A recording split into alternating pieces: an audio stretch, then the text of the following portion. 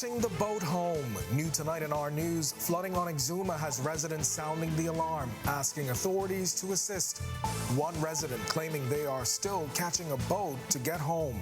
But first, help for Haiti. The Prime Minister says the Bahamas will support the island now in turmoil. And facing a judge, a taxi driver accused of forging a license gets his day in court. Then in our news at 7:30, a man denies ever committing sex crimes against children. Find out what prosecutors are alleging. Our news live at 7 starts right now.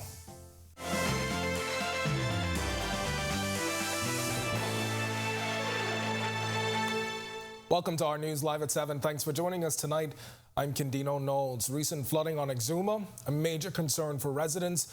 Some of them telling our news they still have to take a boat to get home. Residents now asking authorities to step in. We will bring you that story in a moment, but first, we are learning some breaking news tonight. Apparently, a traffic accident on Exuma. The Blaze 98.3 FM Exuma reporting the incident happened on the Tar Bay stretch. They report at least 6 people are involved. 4 of them were reportedly critically injured. We are following this and we'll have more coming up in our news at 7:30. Now to Bahamian officers who will soon assist with ongoing security efforts in Haiti. It's a move to help stabilize the situation in that crisis-ridden Caribbean nation, and it's important to national and regional security. That's according to the nation's leader, who says the 150 Bahamian officers being sent to Haiti will assist the Haitian National Police.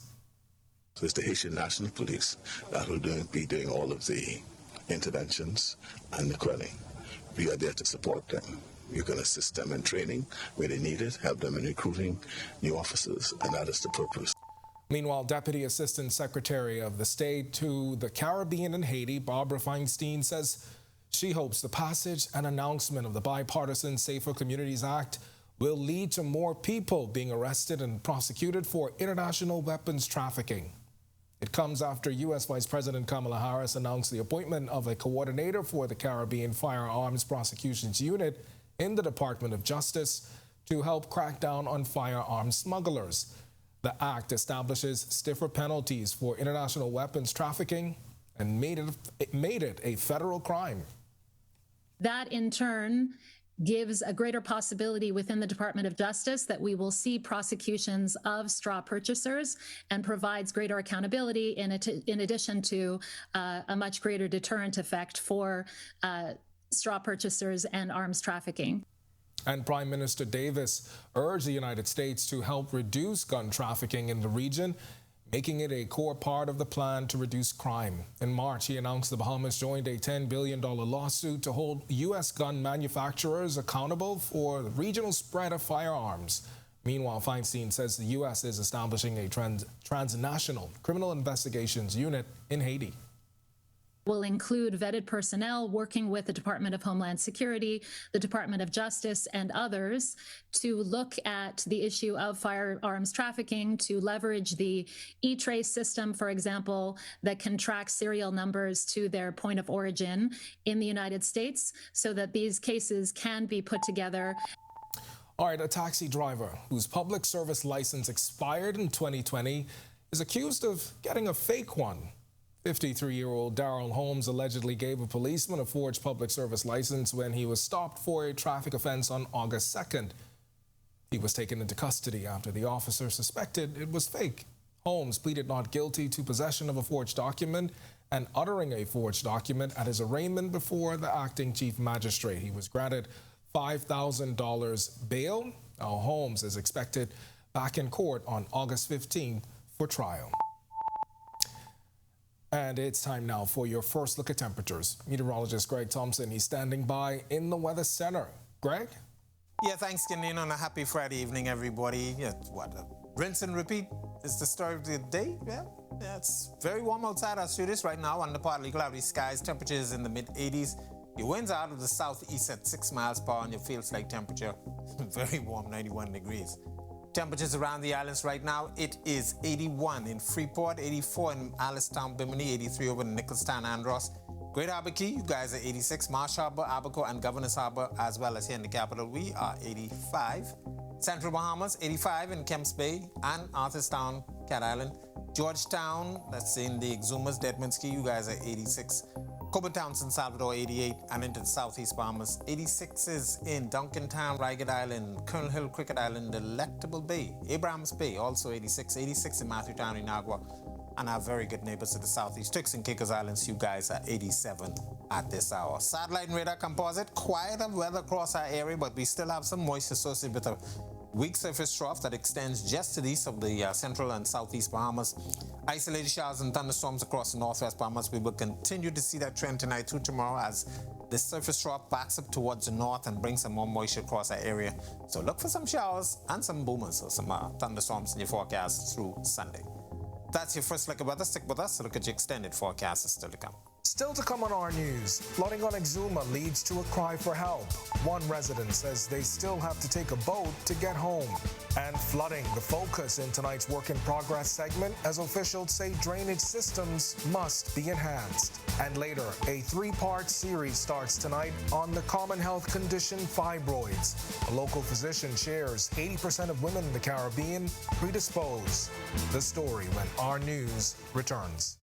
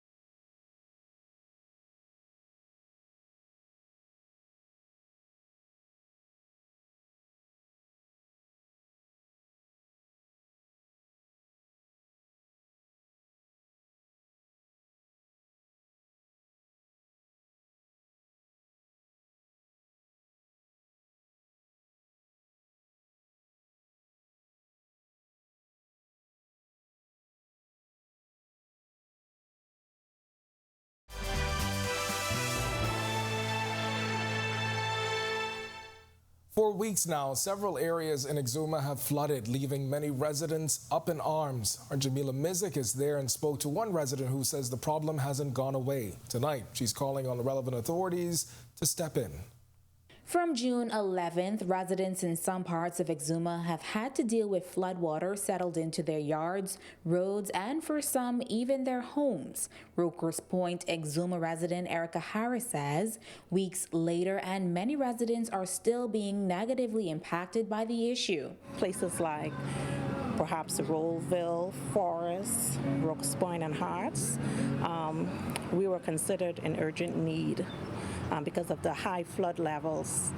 And many persons, I would presume, are able to go into their homes at this time, but there are still a lot of homes that still have water around them. My home included, I'm basically still using a boat to get my provisions back and forth from my home. Harris says the past few weeks have been particularly difficult for residents who have to traverse the contaminated, foul-smelling water. Others have even cut makeshift roads to leave their homes.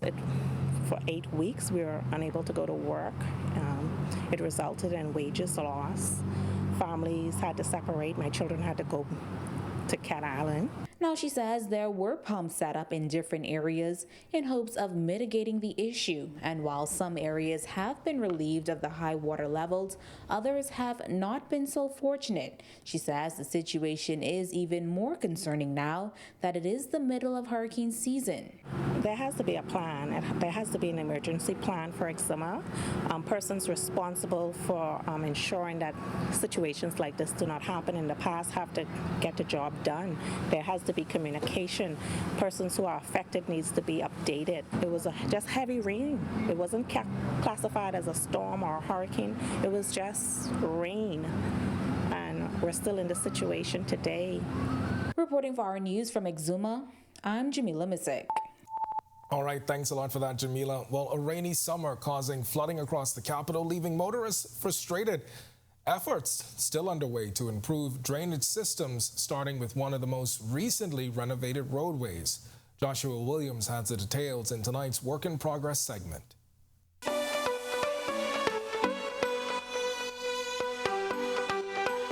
When it rains, it pours, and for many residents in New Providence, flooded roads make driving unbearable. As work continues on the Village Road project, resident engineer for the Village Road Improvement Project, Albion Simone Jr., says drains have been installed on the new road, but there has still been challenges. And so we have installed several drain wells along Village Road, and we've also even done maintenance to the existing wells. So despite our efforts to do maintenance to existing wells and implement new wells, we're seeing that we need to actually look at more advanced technologies to fix our drainage situation. Simnett says the issue of floodwaters lingering after heavy rainfall is where the problem lies. When it rains, there will be some flooding. The key for drainage design and the key for making sure it works properly is that a certain amount of time beyond the rainstorm event that the roads become clear. So within a few hours' time, it is our desire that there would be no floodwaters. The problem lies when you have floodwaters and they stand for a long time, creating a continuous hazard beyond the life of what's expected in typical drainage. New ways are also being looked at to improve the disposal of floodwater. Drainage is very sensitive to the groundwater.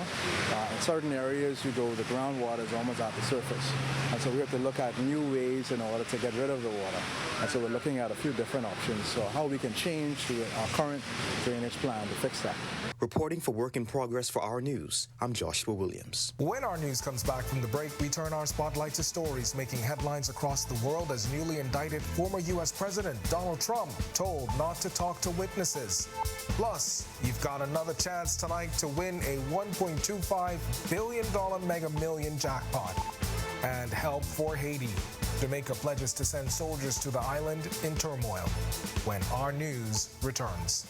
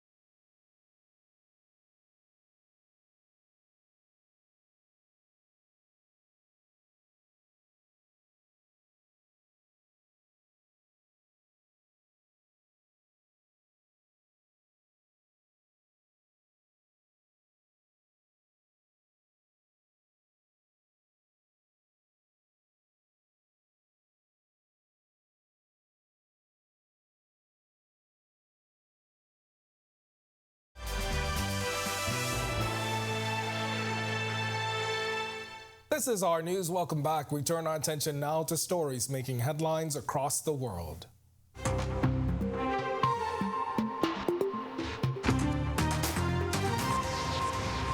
Donald Trump pleaded not guilty on Thursday to charges he orchestrated a plot to try overturn his 2020 election loss in what U.S. prosecutors call an unprecedented effort by the then president to undermine pillars of American democracy. Chris Dignam reports. This is a very sad day for America. Former President Donald Trump called the latest indictment against him a persecution on Thursday after his arraignment on federal charges he led a conspiracy built on lies. to overturn his 2020 election defeat. Inside the Washington, D.C. courtroom about an hour earlier, Trump pleaded not guilty to the charges, standing up to address the judge directly as he entered the plea. Sitting in the front row behind Trump was special counsel Jack Smith. Trump appeared to glance occasionally at Smith, who has accused the former president and his allies of promoting false claims that the election was rigged, pressuring state and federal officials to alter the results, and assembling fake slates of electors to try to wrest electoral votes from then-President-elect Joe Biden. Outside, small groups of Trump supporters and critics took turns posing in front of the John Marshall Park entrance of the federal courthouse, about a half-mile from the U.S. Capitol, the building Trump's supporters attacked on January 6, 2021. The men and women of law enforcement who defended the U.S. Capitol on January 6th are heroes. On Tuesday, Smith announced the 4 felony charges, including conspiracy to defraud the United States, to deprive citizens of their voting rights, and to obstruct an official proceeding. The most serious charge carries a maximum sentence of 20 years in prison. Thursday's arraignment was the 3rd time Trump has pleaded not guilty since April. The 77-year-old and front-runner for the Republican presidential nomination previously pleaded not guilty to federal charges that he retained classified documents after leaving office, and New York State charges that he falsified documents in connection with hush money payments to a porn star.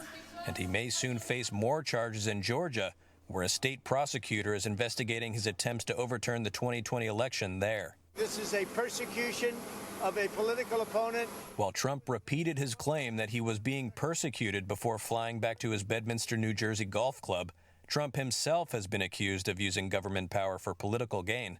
His first of 2 impeachments in 2019 was for pressuring Ukraine to investigate his Democratic rival Joe Biden before the 2020 election. Senate Republicans later acquitted him of those charges. This is not the place that I left. Well, lottery players will have a shot Friday night at an estimated $1.25 billion Mega Millions jackpot. There have been 30 straight drawings since the last time someone won the game's jackpot on April 18th. It's so hard to win because of the 1 in 302.6 million odds of matching the numbers on 5 white balls and a separate mega ball. And an alleged drug trafficker, who is the target of an international manhunt, has sent a video to the media in which he thanks Bolivian police for allegedly giving him prior warning of an attempt to arrest him. On Saturday, Bolivian officers raided the home of Sebastian Marseille, who is wanted in his native Uruguay as well as in Brazil, Paraguay, and the U.S. But the 32-year-old managed to get away. Bolivian police have denied tipping him off and continue to search for him. And also in the region, the government of Jamaica says it will be sending soldiers to Haiti as part of a multinational peacekeeping force. The announcement made on Thursday by Prime Minister Andrew Holness during a media briefing in which Holness said his administration has always indicated its readiness to play its part in restoring peace and stability. In addition to a pledge from the Bahamas for 150 officers, Kenya has also committed 1,000 officers to the fight.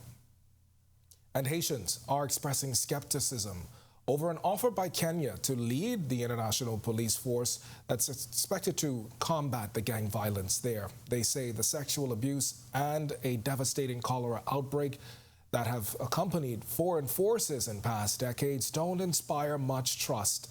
An elementary school teacher told Associated Press while past international interventions have damaged Haiti, their abuses don't compare to the brutality of gangs, which kidnap her students and force parents to pay hefty ransoms. All right, well, back here at home, it's the most common non-cancerous tumor in women, and it affects a critically high percentage of women. We're talking about fibroids, and it's being described by a local healthcare provider as an epidemic. In this 3-part series, which begins tonight, our Megan Shepard, she shares treatment options and what you should know about the life-changing condition. Fibroids are benign tumors that occur in the uterus, and unfortunately, 80% of women in the Caribbean are predisposed to the condition by simple genetic makeup, that is, of any woman of African descent. The statistics shared with Our News by interventional radiologist at Family Medicine Center, Dr. Mikhail Higgins, who says women diagnosed usually present with some of the following symptoms. One is menorrhagia, sort of lifestyle limiting, which is essentially heavy bleeding. So if you sort of imagine a period where a woman would sort of maybe use a pad or 2 pads in a 24-hour period, these women are using 5, 6 pads. These women are essentially calling off for work because sort of the heaviness of their period. And if you think about blood sort of obviously carrying oxygen to tissues, they're losing that. And so these women have lightheadedness, some women faint, other women have issues where they have such low energy where they're not even able to sort of engage in exercise and fitness-related activities. Dr. Higgins says other major symptoms include bloating, constipation, a constant urge to urinate, and pain during intimacy. He says these symptoms can present as early as age 15, but appear predominantly in women between the ages of 30 and 50. It's really after a woman sort of develops symptoms that her provider would then sort of be prompted to then sort of provide the appropriate diagnostic test, which is usually an ultrasound. To minimize these symptoms, Dr. Higgins says you should avoid acidic foods that promote inflammation and rapid cell turnover. The converse of that would be an alkaline environment that really promotes an anti-inflammatory environment. So there are foods, certainly, and certain diets and that many nutritionists are very familiar with that would sort of kind of be within that category that would discourage certainly tumor growth. And so one of the things that's very important for women is to really consider sort of detox. And while fibroids are not a preventable disease, there are treatment options, including a new minimally invasive surgery, a specialty of Dr. Higgins, who is encouraging women to pay attention to changes in their bodies. Reporting for Our News, I'm Megan Shepard. All right, thanks for that, Megan. And for more on treatment options and a first-hand account of a Bahamian woman now enjoying life fibroid-free, be sure and tune in to Our News this weekend. Still to come in Our News Today in History, find out interesting facts about the day that was August 4th and the birth of a former leader. Then in Our News at 7:30, the victim of a hit and run remains unidentified 4 days after the accident. Plus, navigating the new customs exemption mobile application explained when Our News returns.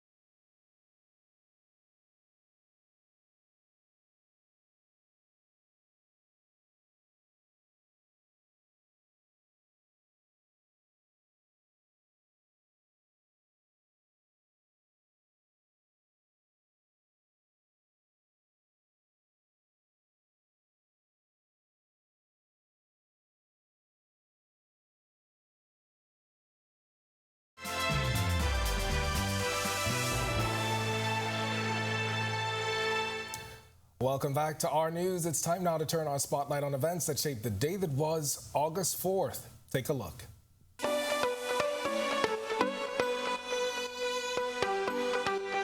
On this day in Bahamian history in 1947, the Right Honorable Hubert Alexander Ingram was born in Pine Ridge, Grand Bahama. Ingram was a prominent figure in Bahamian politics, from the mid-1970s to the early 2010s. He started his journey as a member of the Progressive Liberal Party and was elected to the House of Assembly representing Cooperstown, Abaco in 1977. In 1990, he joined the Free National Movement, and following the death of Cecil Wallace Whitfield, he became leader of the party and leader of the official opposition. In 1992, he successfully carried the Free National Movement to victory at the polls and became Prime Minister on August 21st that year, becoming the first person to defeat Sir Lyndon Pindling. Then in 1955, the city of Freeport, Grand Bahama, was founded with the signing of the Hawksbill Creek Agreement between government and Wallace Groves. Through the arrangement, the government granted Groves 50,000 acres of land for development known as the Port Area. This land became the capital of Grand Bahama and the nation's second city, Freeport. Then in 1969, the Great Isaac Key Lighthouse on Great Lighthouse Key, Bimini, was discovered abandoned by lighthouse keepers. From the mid-1800s, the lighthouse had been manned by lighthouse operators. However, on this day in 1969, they all vanished with no explanation, and their bodies were never found. Today, the lighthouse is automated and still guides sailors through the seas. Then in 2017, Jeffrey Johnstone died at the age of 89. Born on September 19, 1927, he was a politician, lawyer, civil servant, ambassador, and church leader. He began law school in 1947, and in 1950 was called to the Bahamas bar, eventually joining Higgs & Johnson law firm. 2 years later, he became a partner in the firm, and in 1968 became a senior partner. He held the position until retirement in 1998. His political career began in 1962 when he was elected to represent the Eastern District of New Providence in the House of Assembly. In the next general election of 1967, he was elected as Member of Parliament for Montague, and in 1970 was appointed Leader of the Opposition. He served in that office for 1 year. And finally, in 2022, former Chief Justice Sir Brian Moray was sworn in as a member of the Court of Appeal. Sir Brian was admitted to the Bahamas bar in February 1979 and appointed Queen's Counsel in 2009. 10 years later, he was appointed Chief Justice. Sir Brian has held numerous other public posts.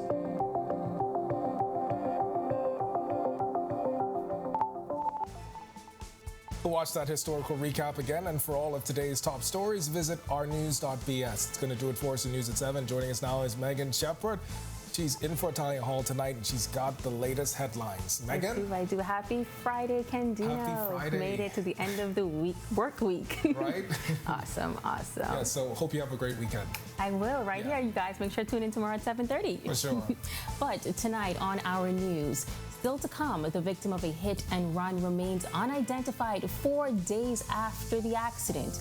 Plus, navigating the new customs exemption mobile application explained. Here are your latest headlines. Multinational effort. 150 Bahamian officers to be a part of a security team looking to bring political stability to Haiti. But that hinges on a resolution by the United States. Plus, 4 days later, a woman who died in a hit-and-run accident on Monday has not been identified by loved ones or police. Investigators need your assistance. And many have found it confusing and frustrating.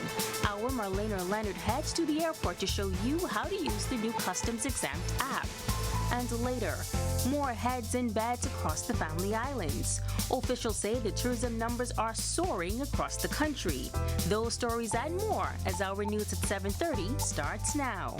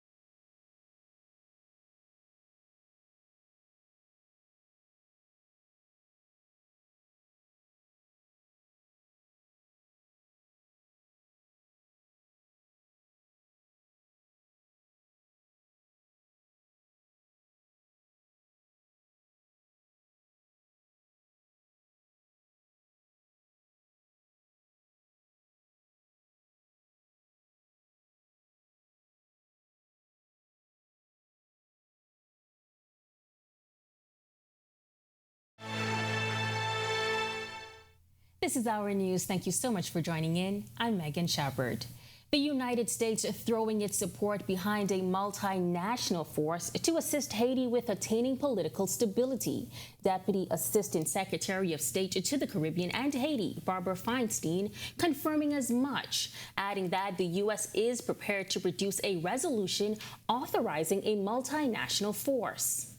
By August 15th, the United Nations is to produce a report on security options for Haiti, which will no doubt also influence the shape of such a force.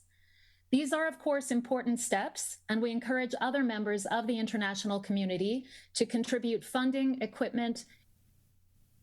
Kenya has pledged to head the force and pledge 1,000 officers for the initiative.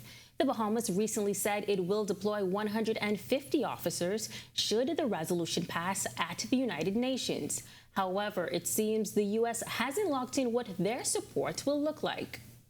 We continue to discuss what our support for a multinational force will look like within the U.S. government across multiple agencies. What I can say at this point, which is, of course, pending the Kenyans' assessment as the lead nation, should they choose to take on that role, they will need to identify what the needs and the shape and character of this force will be, obviously in consultation with the United Nations as authorized through a resolution. With shocking sex crimes grabbing headlines in recent months, police launching an educational campaign to sensitize the public on the issue. Our Joshua Williams has the details. Sex crimes continue to plague our country, and with the rise in crimes against women, specifically underage girls, police are pushing for public awareness. Inspector Donna Barr says, unfortunately, at times, parents have dropped the ball when it comes to ensuring their children are safe. We tend to start the vulnerability of our children. Anybody can be your child. Everybody you said, go by mommy friend, go by Annie Sue, go by cousin Fari. Take note, that person may be a friend of a friend of a friend, but we are comfortable in this society where letting our children go by anybody. I'm not saying that everybody is a suspect, but you have to consider at the end of the day, our children are babies and we are responsible for them. Barr also sharing social media has a dark side. Because there are things out there that they're exposed to. Don't know, hey, what you saying? I don't know the person, hey, what you saying? Man, this and that. How old you are? Where you live? What your house look like? Man, let's meet up. And that's how it starts. That's the day. By tomorrow, I'm saying that's my boyfriend. If you're being sexually abused or know of someone that is, Inspector Barr is encouraging you to report it. Don't wait, and we have some persons who is wait a week. Oh, I didn't know, I wasn't sure. And your persons who, family members, don't report him here, that's your brother, that's your friend. No, it ain't like that. It is like that. Report it. It's even with little children. It is mandatory reporting. If you're aware of something happening to a minor, that's brother, sister, mother, father, anybody, teacher at school, pastor, social worker, anybody who knows about a matter involving a minor and you don't report it, we can lock you up and charge you. Reporting for Our News, I'm Joshua Williams. Thanks so much, Josh. Well, a 55-year-old has denied committing sex crimes against children. Prosecutors say Samuel Russell had sexually explicit videos of a 15-year-old in his cell phone on July 30th. The images were allegedly found in his mobile device while he was in custody on suspicion of indecently assaulting a 9-year-old the day before. Russell denied charges of child pornography and indecent assault at his arraignment before Assistant Chief Magistrate Subusola Swain. Russell was granted $8,000 bail on each case and is prohibited from contact with the alleged victims and other witnesses. His trial is set to start on October 2nd. Now to a story we've been following all week, a traffic fatality. Police need your help identifying the latest victim. The accident happened around 12:20 on Monday morning in the area of Wolf Road and Palm Beach Street. Police tell us the woman, who was wearing a floral outfit at the time, was on the southern side of Wolf Road in the area of Palm Beach Street when she was struck by the driver of a red Honda traveling west along Wolf Road. The woman, who is believed to be in her late 30s, suffered serious injuries and died on the scene. Police still don't know the identity of the woman and are appealing to family members who may not have seen or heard from a relative in recent days to contact police. And now it's time for your first look at weather. Our Greg Thompson is standing by in the Weather Center. Greg. Yeah, thanks, Megan, and a happy Friday evening, everybody. Quick look at conditions outside our studios and around the islands right now. It's 85 degrees on the outside. Partly cloudy skies, we'll call it humid. Your winds are out of the southeast. That's bringing in that warm air mass at 6 miles per hour, and your feels-like temperature is at 90 degrees. Satellite radar composite, a lot of showers and thunderstorms associated with a surface trough that's still lurking just to the east of the southeast and central Bahamas. Moisture associated with that will continue to generate some showers and some thunderstorms across our area. We expect the surface trough to lift back towards the northwest and north, so look for some showers in the forecast tomorrow and as well as Sunday. That's a quick check on conditions around the island. Stick with us. So look at your weekend forecast is still to come. Still to come on our news. If you found the customs exempt app a bit challenging, our Marlena Leonard has some tips. Plus, family islands can boast about more heads in beds as tourism officials report record-breaking numbers. And later, a former prime minister celebrating a birthday with a custom gift. That's coming up when our news returns.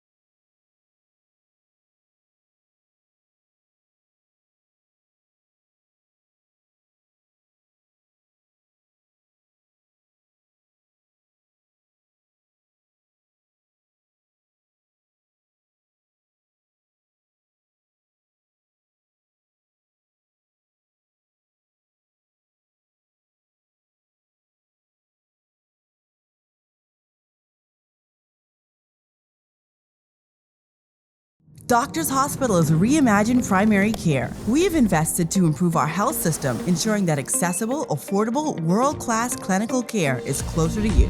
Your relationship with a primary care provider shapes the foundation of your overall health. Our new, modern primary care facilities are where critical diagnosis and true personalized treatment begin. With locations across New Providence, Grand Bahama, and Exuma, we invite you to experience the Doctors Hospital difference. Book your next appointment at clinics.doctorshos.com.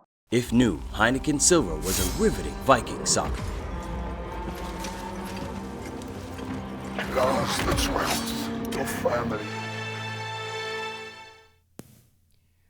Well, we are learning about an accident on Exuma reportedly involving 6 people. Details are slowly coming in, but the Blaze 98.3 FM on Exuma reporting about the incident on the Tarbay stretch. We are following still, and for all of the latest, be sure to visit ournews.bs. Reports of long lines and some confusion surrounding the Customs Exempt app have been popping up across social media. Today, our Marlene Orlando visited the Lyndon Pinling Airport to try to get some top tips and a better understanding of what's been happening since the app's launch. Grade 1 Revenue Officer with Customs Information Technology Unit, Nadia Newton-Williams, has one word to describe how things have been since the Exempt app rolled out this summer. The first word that comes to mind is busy. There have been reports of long waits on customs lines since the implementation of the app, Williams explains. It's the peak season. We have a lot of travelers during this time, especially during the peak hours of the day. So it's been fairly well. At times, if there are delays in the United States due to weather, we may have flights that have to land at the same time. And it could get a little clustered if we have, especially those resident flights, the Bahamas Airs, that can bring more than 100 persons per flight. But we try our best to get those persons out of here as quickly as we can. For those who haven't registered yet, we got an inside look at the Exempt app thanks to the Grade 1 Customs Revenue Officer, Doyle Burrows. One of the highlights he wanted to share was the in-app help desk, where you can find instructional YouTube videos as well as a live chat for any questions you may have. Burrows tells us while the questions on the app may seem extensive, they're just like the old paper forms. And he says declaring your items is easier than it looks, with the app calculating duty rates for you and offering in-app payment. Choose clothing, new, where it says purchase from. If I have various stores, I can delete that and I can type various. Or I have the option, let's say I shop at one place, I can choose the store. I put the total amount that I spent. Once you would have completed that, you'll go ahead and you will add your invoice. At the end of the form, you can choose whether or not you'd like to choose your exemption. When I calculate and save, the system gives a recap of what I declared, and it shows me the percentage on the item and what is the adjusted value and what is owed. For those who still have questions, Williams says, please register, download the app, call us if you need assistance. That's what we're here for. Reporting for Our News, I'm Marlena Leonard. Very helpful. Thanks, Marlena. Well, arrivals are up this summer, but not in New Providence. According to Aviation Director Kenneth Romer, heads in beds in the Family Islands are surpassing 2019 numbers. He says the out islands are finally getting the attention they deserve. Berthany McDermott has the figures. Summer 2023 is shaping up to be a booming year for the Bahamas, specifically for the Family Islands, according to Aviation Director Kenneth Romer. Romer telling Our News the Family Islands have exceeded 2019 numbers, which was a banner year for tourism arrivals. Andros is trending 81% ahead of where they were 2019. Cat Island, 80% of where they were 2019. Eleuthera, some 23% of where they are 2019. Exuma again, 23% of where they were in their best year ever. You're looking at Long Island, 78% more this year than where they were 2019. He says these passengers are the ones that stay in the Bahamas longer and spend more money. As for Abaco, which was nearly decimated by Hurricane Dorian, Romer says that island is making a strong comeback. Abaco's recovery is just about 76% of where it was 2019. Abaco is bouncing back. We do believe that Abaco is going to see the 2019 figures at the end of this year. In New Providence, Romer says arrivals are 2% short of 2019 numbers. But what's the hype with the Family Islands? Romer explains the out islands present a more authentic experience. But we see that the value really is in our Family Islands. Persons post-pandemic are looking for more authentic, off-the-beaten-path experiences, places where they can naturally socially distance, where they can have a more authentic feel of what the real Bahamas is all about. Up to June, air and sea arrivals are more than 5 million, and Romer anticipates the number will reach 9 or 10 million by the end of the year. The Ministry of Tourism launched several promotions to bring more heads and beds to the Family Islands and provide a more diverse product. But we want to promote the Bahamas as a destination within a destination. You can come into a Nassau Paradise Island, but you can take a trip, a 2-day trip into Cat Island. You can go into Governor's Harbor or North Eleuthera. You can go into Andros. So we are diversifying our product offering as it relates to airlift. Reporting for Our News, I'm Berthany McDermott. And still to come, Papa celebrates with a portrait. Our Berthany McDermott tells us why Abaconians think he's still simply the best. One of college basketball's best coaches will host a camp in Grand Bahama, and Jazz Chisholm's bat is heating up. Don't go anywhere, our sports is coming up next. If new, Heineken Silver was a riveting Viking saga. Last the 12th, your family tortured my first wife and stole my second favorite goat. Now you want to marry my daughter.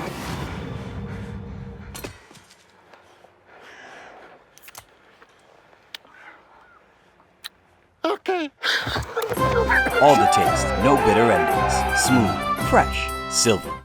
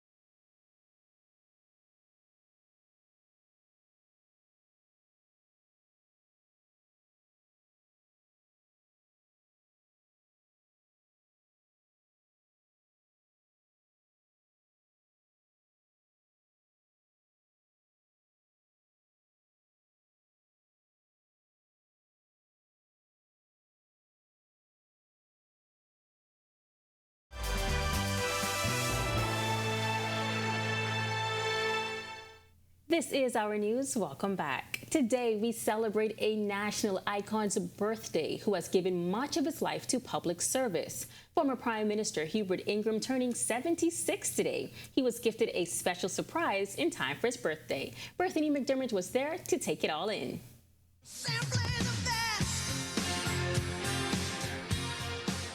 This hit by Tina Turner has become synonymous with one man who will go down in Bahamian history as simply the best. Today, former Prime Minister Hubert Ingram celebrates his 76th birthday.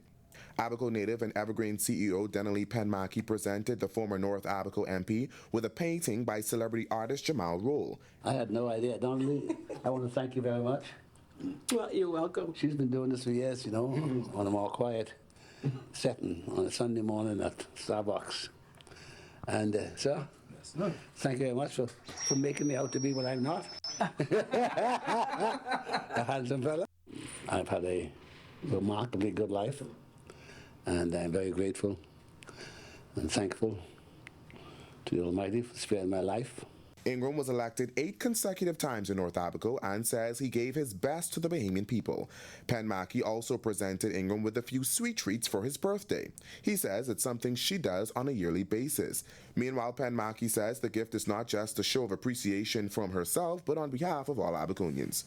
We know that we've seen some replicas of who people think Hubert Ingram looked like, but today I would have brought the real Hubert Ingram to you, sir. Ambassador to UNESCO and celebrity artist Jamal Roll says it's an honor to be able to produce a replica of the Abaco native and recalls his first time making a sketch of him. Today it is an honor and privilege to be a part of this presentation to produce this portrait for the former Prime Minister. I've drawn his face a lot in the newspaper over the years, and it's been caricature style, but I'm happy to be able to present this portrait of you. From the Our News team, we say a very happy birthday, Mr. Ingram. Reporting for Our News, I'm Bethany McDermott. Today's sports update is sponsored by Michelob Ultra, distributed in the Bahamas by Jimmy's Wines and Spirits.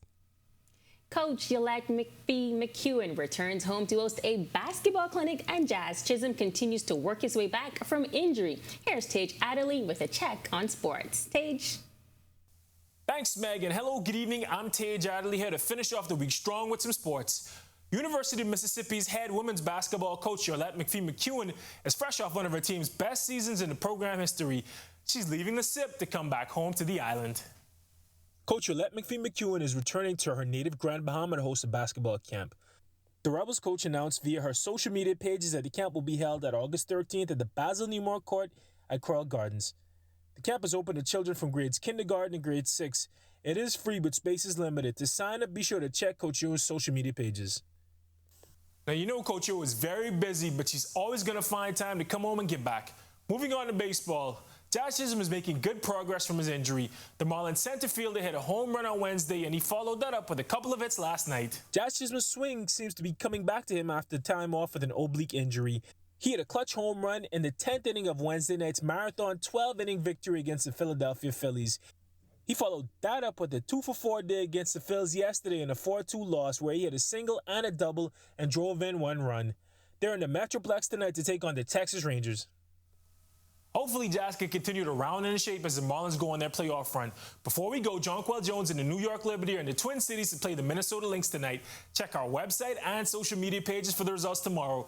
That'll do it for sports today. I'm Tej Adderley. Hey, it's the weekend. Still ahead on Our News at 7:30. We continue the Our Bahamian series. He is described as a no-nonsense icon. And tonight, we highlight the decorated career of a former FNM leader and prime minister. And we're headed into the holiday weekend. But will the weather spoil your plans? Meteorologist Greg Thompson has your weather outlook. That's coming up when Our News returns.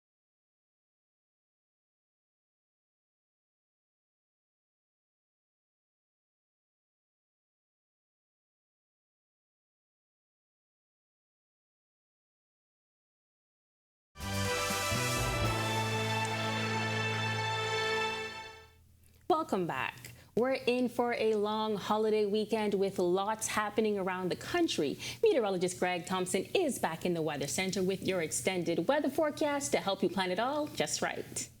Yeah, thanks again, Megan, and welcome back, everybody, for a final check on weather. We are quiet across central and southeast Bahamas, but we still have some moisture associated with the surface trough that's hanging out near the central and southeast Bahamas, just to the east of that. And that's generating some showers and some thunderstorms across the northwest Bahamas. We will continue to see that trend as the surface trough is expected to lift back towards the north throughout the weekend. So showers and thunderstorms in the forecast for portions of the central Bahamas as well as the northwest Bahamas. And as that system moves in, a ridge of high pressure will build back across our area and it will strengthen a bit. So we're looking for some breezy conditions across the southeast Bahamas. So caution flag will be posted for you guys down there. Tropics quiet, couple of tropical waves moving across the tropical belt, but no organization at this time, and the tropics remain quiet over the next 7 days. Future forecast showing the moisture associated with that surface trough just to the east of the island, lifting across the Bahamas, the northwest Bahamas actually, on Saturday, and more moisture associated with that will linger across the area, so we're looking for a couple isolated showers on Sunday as well. Plan on doing any boating or beaching for the weekend? Well, it's nice out there. Southeast to south winds at 10 to 15 knots in the northwest and central Bahamas. Seas running 2 to 4 feet over the ocean. Your high tide will be at 10:59 tonight. For the southeast Bahamas, your winds are a little stronger, east to southeast, 15 to 20 knots, and they will be gusting at times. Your seas will be running 4 to 6 feet over the ocean, so caution flag in place for you guys down there. Here's a look now at your national forecast.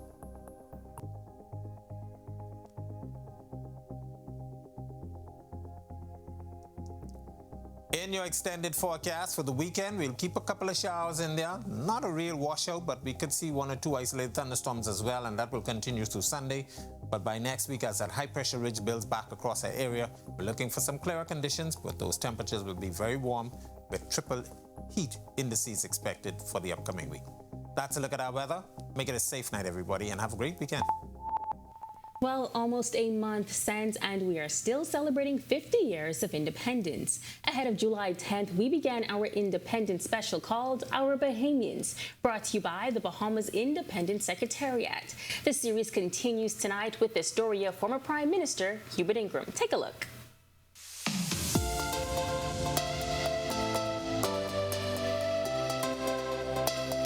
The Right Honorable Hubert Alexander Ingram was a political leader who served 3 terms as Prime Minister from 1992 to 2002 and again from 2007 to 2012.